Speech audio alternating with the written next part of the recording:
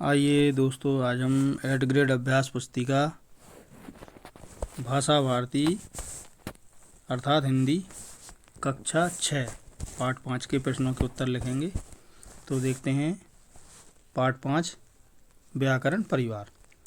दोस्तों, वीडियो शुरू करने से पहले आपसे गुजारिश है कि आप हमारे चैनल को सब्सक्राइब ज़रूर करें और बेल आइकन को प्रेस करें, ताकि आगे हम जो वीडियो आपको बनाएंगे, महत्वपूर्ण वीडियो आएंगे, तो उनका नोटिफिकेशन आपको मिल सके और आप उन महत्वपूर्ण वीडियो का लाभ उठा सकें। धन्यवाद। ये देखिए,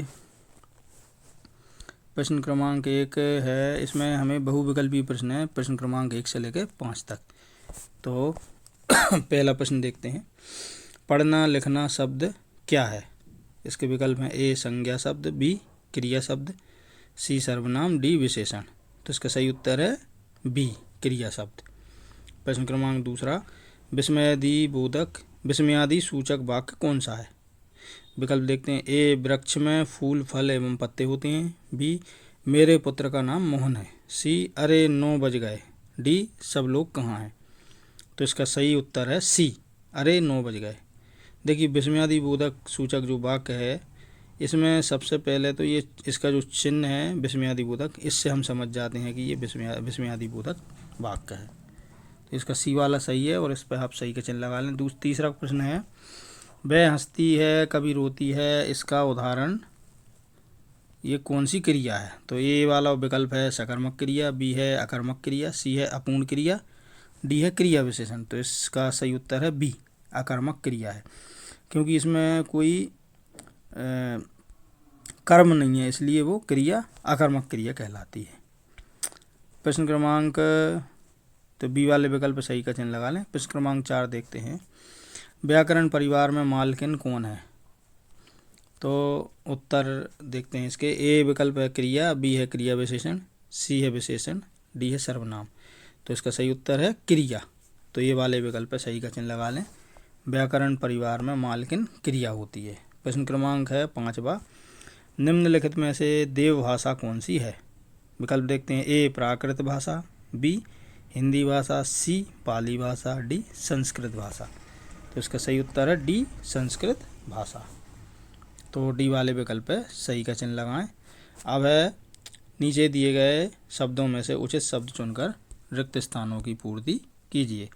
ये जो कोष्टक में शब्द दिए हैं, पुत्र, अकर्मक पुत्रियाँ, सकर्मक सर्वनाम, जातिवाचक संज्ञा, क्रिया, देवी, इनका उपयोग करके हमें प्रश्न क्रमांक 6 से 10 तक के रिक्त स्थानों की पूर्ति करना है। तो छठवा देखते हैं। ये देखिए, रिक्त स्थान सारे भरे हुए हैं, तो आप इनको ध्यानपूर्वक भर लें। छठा देखते हैं। व्याकरण परिवार में विशेषण और क्रिया विशेषण 2 पुत्रियाँ हैं, तो इसमें पुत्रियाँ लिख लें छठे में। 7वां है मैं घर के सारे काम करता हूँ, मैं सकर्मक क्रिया हूँ, तो इसमें सकर्मक लिख लें 7वें के रिक्त स्थान में। 8वां है संज्ञा के स्थान पर उपयोग होने वाले शब्द सर्वनाम कहलाते हैं, 8वें के रिक्त स्थान में सर्वनाम लिख लें। 9वां है संज्ञानंद संज्ञा पर निर्भर हैं, 90 में संज्ञा लिख लें।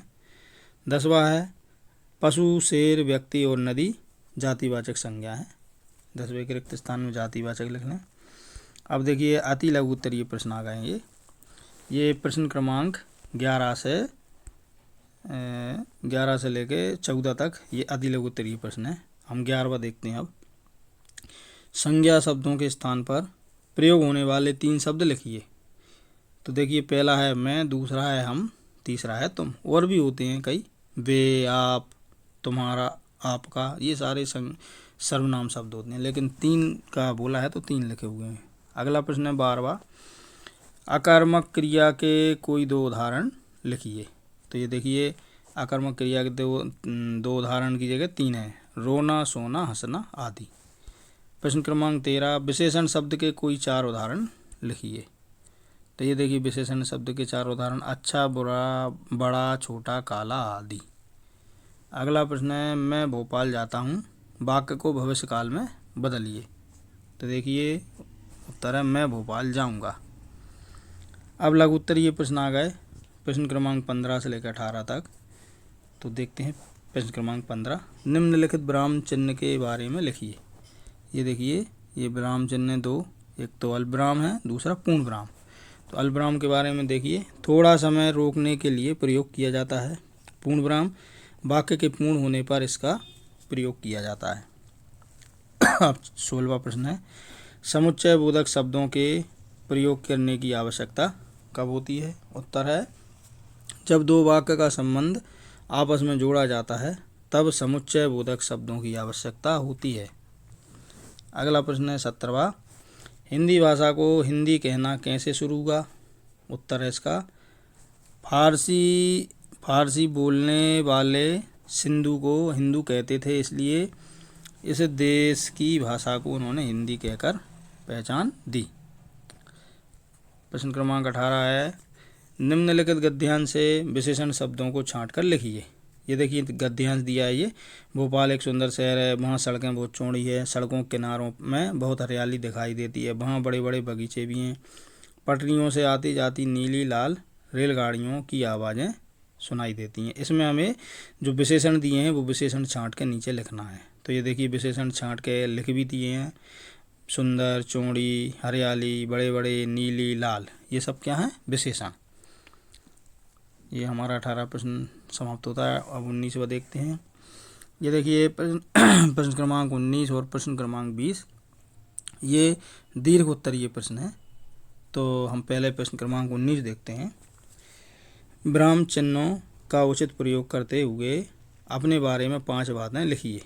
उत्तर है, मेरा एक छोटा परिवार है, मेरे परिवार में सभी लोग मिलजुल कर रहते हैं, मेरे परिवार में मुखिया मेरे पिताजी हैं, मेरे 2 भाई सोनू, रवि, एक बहन रानी है। ये हमारा प्रश्न क्रमांक 19 यहाँ पर होता है। अब प्रश्न क्रमांक 20 देखते हैं। संस्कृत भाषा के बारे में 5 वाक्य लिखिए। उत्तर है, संस्कृत भाषा विश्व की सबसे प्राचीन भाषा है। संस्कृत भाषा को देवों की भाषा कहा जाता है, यानी देवताओं की भाषा। हमारे प्राचीन ग्रंथ संस्कृत भाषा में लिखे गए हैं। संस्कृत भाषा सभी भाषाओं की जननी है। चारों वेद संस्कृत भाषा में ही लिखे गए हैं।